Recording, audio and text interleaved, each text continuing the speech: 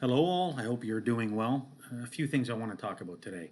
Um, First thing is, I was watching some of the Black Lives Matter protests in the States, and as you know, anybody that watches my videos, I don't advocate violence. I don't really say people should do violence and things like that. But there's two instances where I'm going to change my rule on that. One, there was a Black Lives Matter protest in this town, and all the white people in that on that street came out and lined the streets of the Black Lives Matter protest with their assault rifles, AR-15s, AK-47s, M16s. What do you even say to that? I'm still in shock that that happened. And honestly, as I said, I'm not a big advocate. I don't advocate violence. But I hope each and every one of you, when you're cleaning your guns, shoot yourself in the nuts. I really do, because you all deserve it.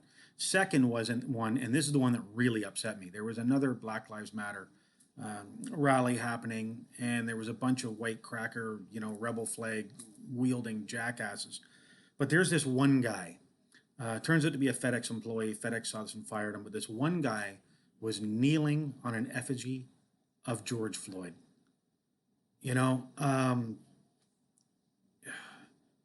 if I was there, I would have beaten the ever loving shit out of you. And I'm amazed someone didn't. That is the possibly most disgusting thing I've ever seen. I've seen a lot of pretty weird stuff, but that's honest to God one of the most disgusting things I've ever seen. And pal, there's a special place in hell for you, and it's painful and hot. That being said, we just watched the Oprah Winfrey special, and I thought it was the second part two. I thought the overall special was very well done. I thought there were some very, very good points raised.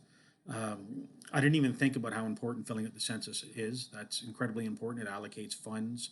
Um, Very, very good points raised on that. Some really passionate, unbelievably intelligent people that made great points. But one point that I was amazed was not brought up was prison reform. I've always believed that as long as you have privately run prisons, as long as incarcerating people can make you money, can make a company money, then you're going to have black people put in jail. It's as simple as this. If a white guy and a black guy commit the same crime, the white guy's probably not going to be charged. If he is, he's going to get probation. It's not going to be that serious. The black guy's probably going to a county jail, bare minimum, if he doesn't get shot. That is, but he's probably going to a county jail, or at the bare minimum, he is getting charged. He's going to have a criminal record.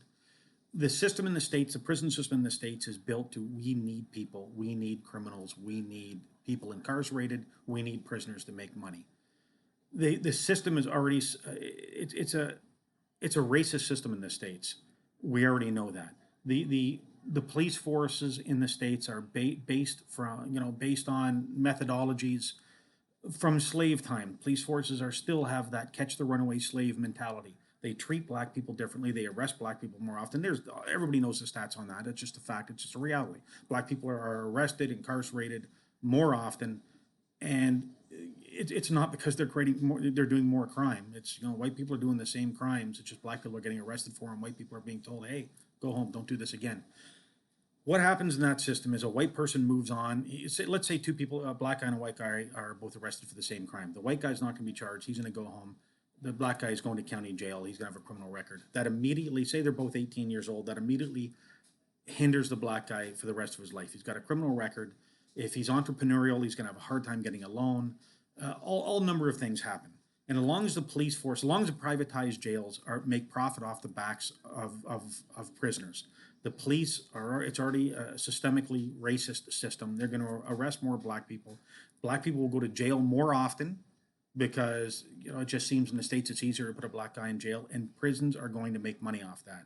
And it's a cycle that's going to continue happening. Now, a black guy leaves jail, he's got a criminal record, and he's spent 2, 3, 4, 5, 6 years in prison. He can't get a job. He can't get a job anywhere. He can't get a loan, can't get a mortgage. Again, if he's entrepreneurial, he's not going to get a loan to start a business. He's handcuffed. He can't do anything. So inevitably, something's going to happen where they're going to look at him, they're going to nail him for parole violation or something, or maybe he'll commit another crime. He will be back in prison, and they want that because they are monetizing prisoners. They're monetizing crime. And I'm amazed tonight that nobody talked about private prisons.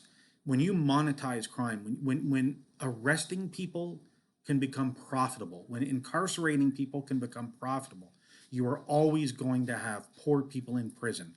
And it's amazing to me that that isn't talked about more. I honestly believe that if you put the prisons back in government hands, well, not this government with the states, but some sort of oversight where they're not based on profit. You're not feeding prisoners, rations from the Gulf War. You're not feeding like Joe Apreo, the sheriff in the states, that was feeding them a piece of bologna. I think he was feeding prisoners for like 87 cents a day. And he was proud of that. He bragged about it. Look, I'm making them wear pink underwear and pink undershirts. And he was leaving prisoners outside in the Arizona heat because the prison was overcrowded. Or actually, sorry, he had a jail. It was overcrowded, and he was killing them. They were dying from heat exhaustion, from a number of things. And he was proud of the penal system he had created. Folks, that has to change. And again, it comes back to the thing about voting. And I know voter suppression is an issue, but get representatives in government that are going to stop the private prisons. Private prisons will always, always, always encourage more arrests, more convictions, and more prisoners. Um, that's it. That's all I have to say. Everybody else, stay safe. Everybody, look after your neighbor, look after your family, and that's it. Everybody, take care.